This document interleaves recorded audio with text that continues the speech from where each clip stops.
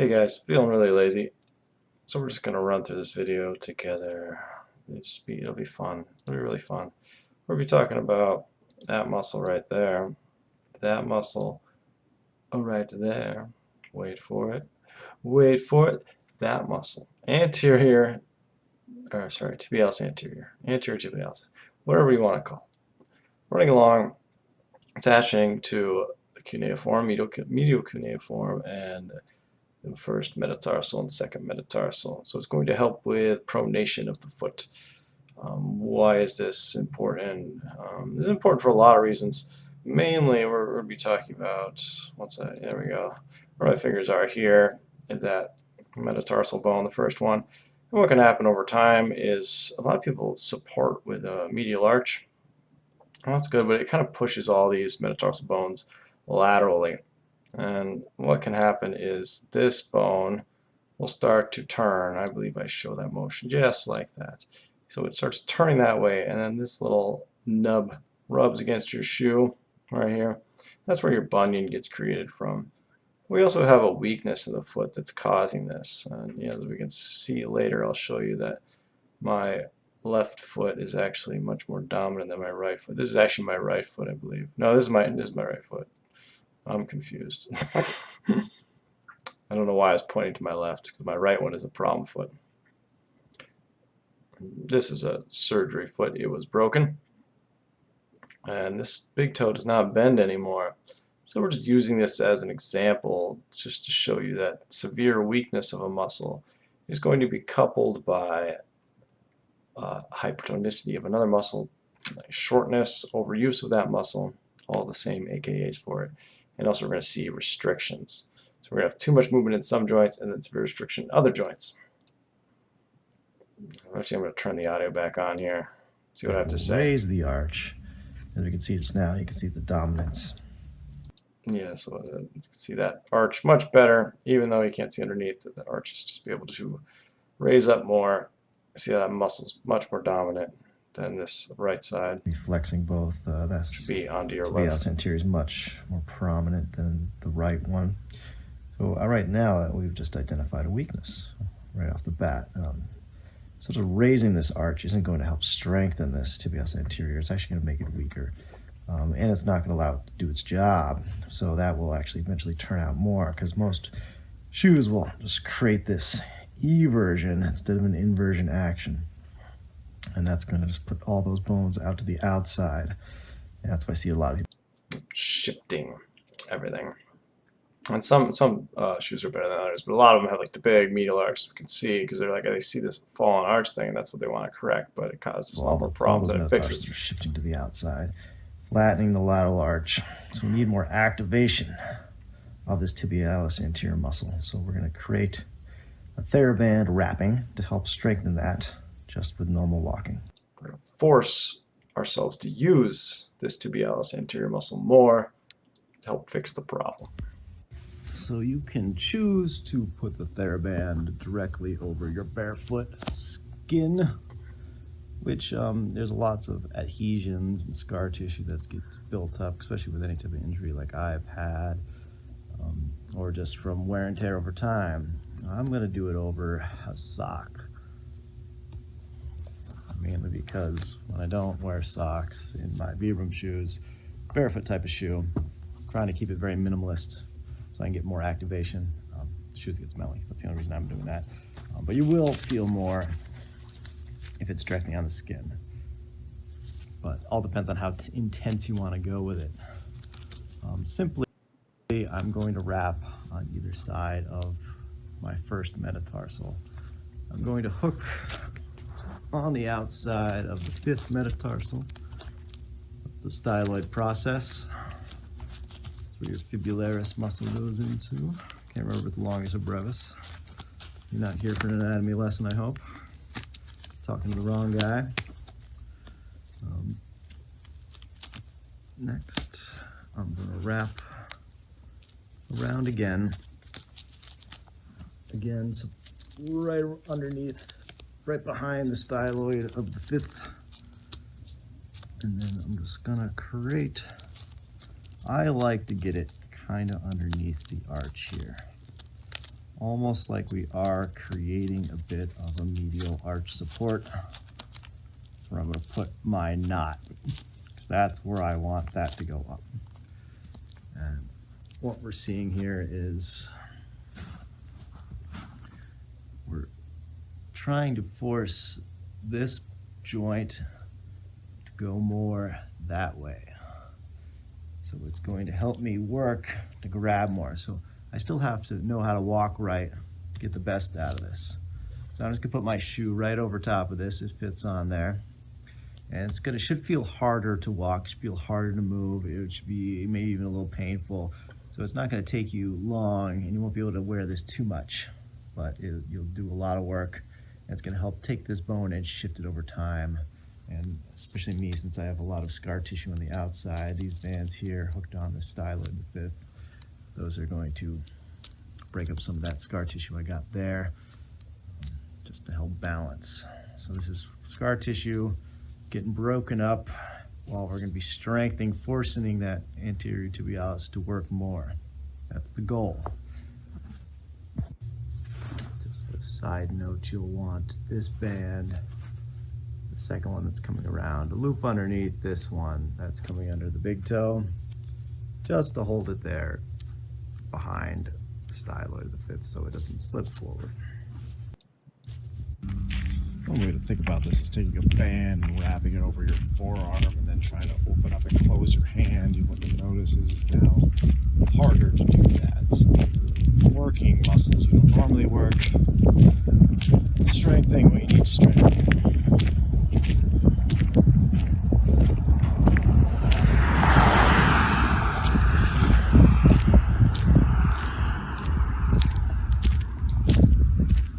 So with the foot wrap, it's the same idea. While walking, I still have to grab the ground. I'm opening up and closing my hand, same way.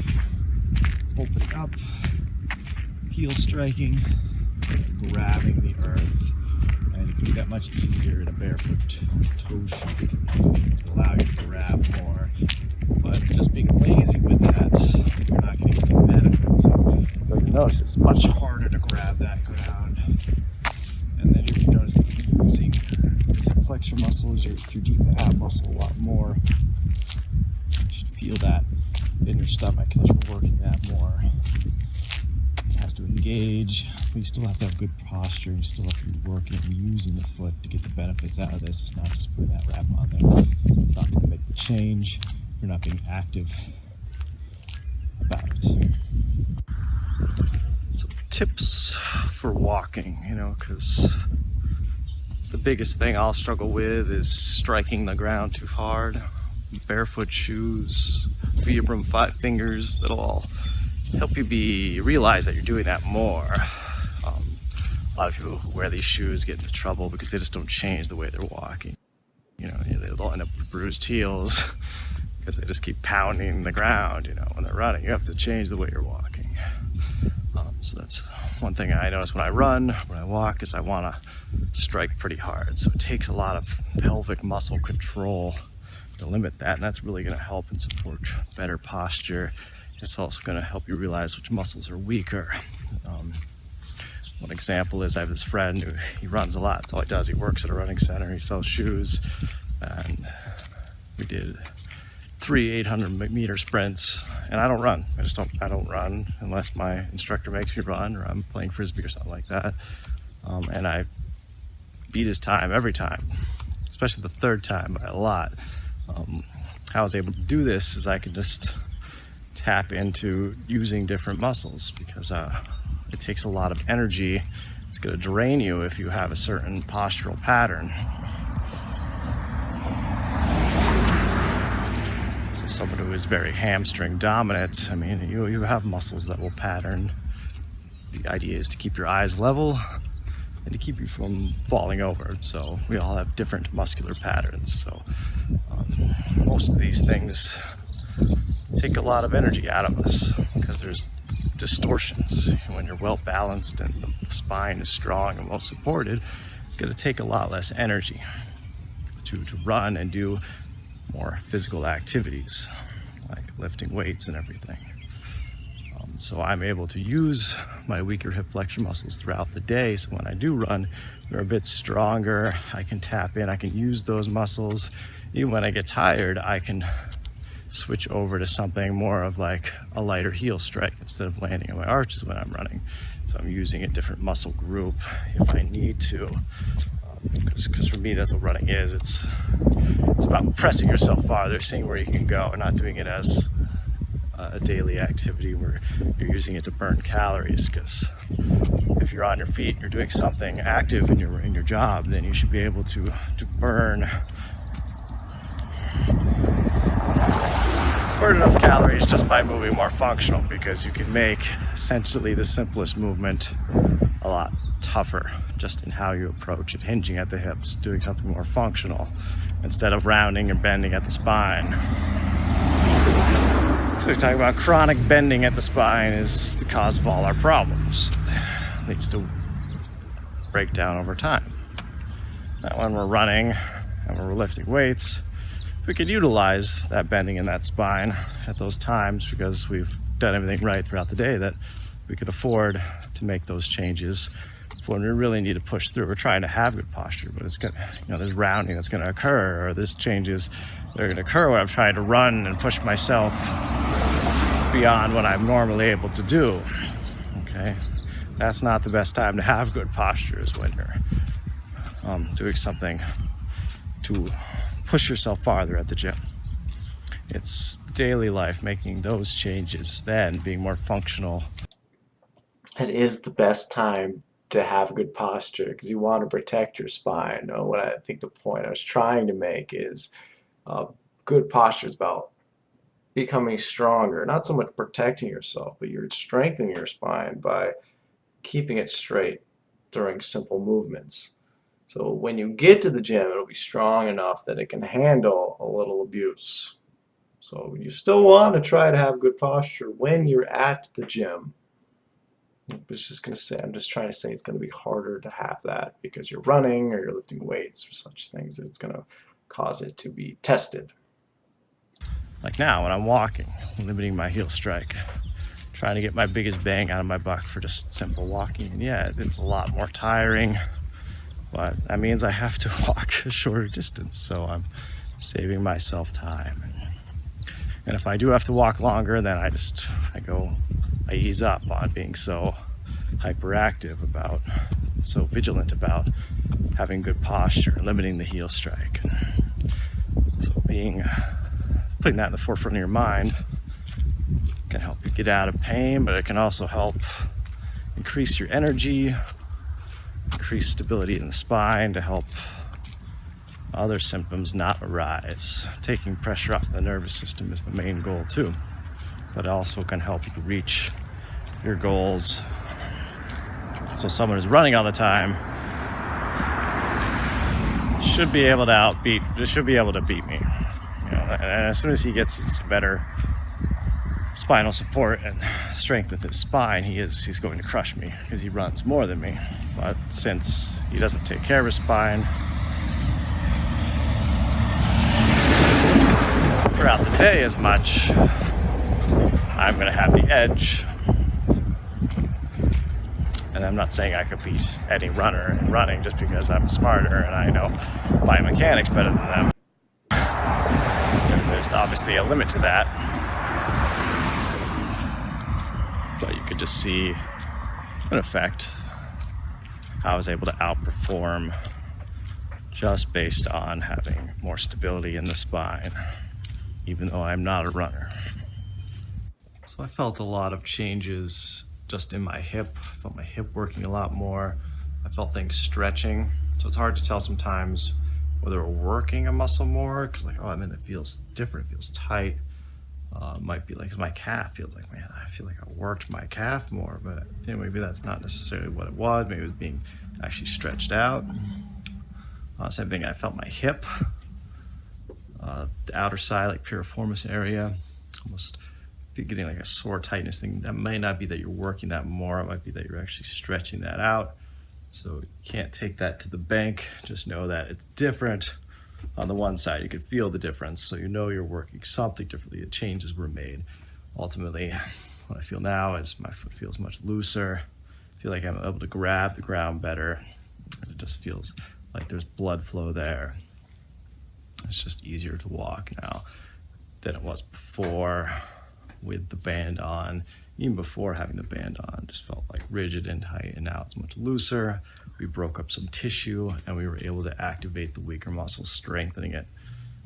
And then just use this throughout the day, build upon it. You could wear it while you're at work if you're up and about, or even maybe in the car. It's a good place to start because you're pushing the pedal. And if you're not pushing the pedal on the other foot, or you're not driving a standard, you could just work that up and down, side to side, run it through range of motion. Just if you had a band around your forearm, simply opening and closing would be much tougher to do with the band there than without. So you're breaking up adhesions, but also strengthening the weaker muscle, making it work. All right. There we go. So that's just an example for mainly your spine, but it showed you how we can do a correction in one side of the body, making it work harder throughout the day. So if you have any ideas of where your problem is, maybe it's a shoulder or wrist. So you may notice I do stuff like this, where I wear just a hair tie randomly on my arms, not because, well, it is because it's for my hair, but you'll notice it's always on my forearm on the right. But if you ever notice, maybe you can't see because my dress shirts, I always wear it on the bicep on the left because I figured out my pattern. And so just do some experiments with yourself to figure out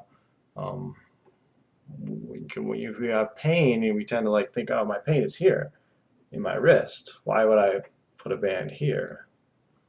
Right? We don't really think that way, but just use little ideas like that. Think more muscle and not just, oh, I should wrap my wrist. No, that was originally my first thought, and it didn't help at all. I mean, it kind of stabilized it, but what made it better is making the muscle work harder. So I'm using that weaker muscle while causing this tighter muscle here to be loosened up.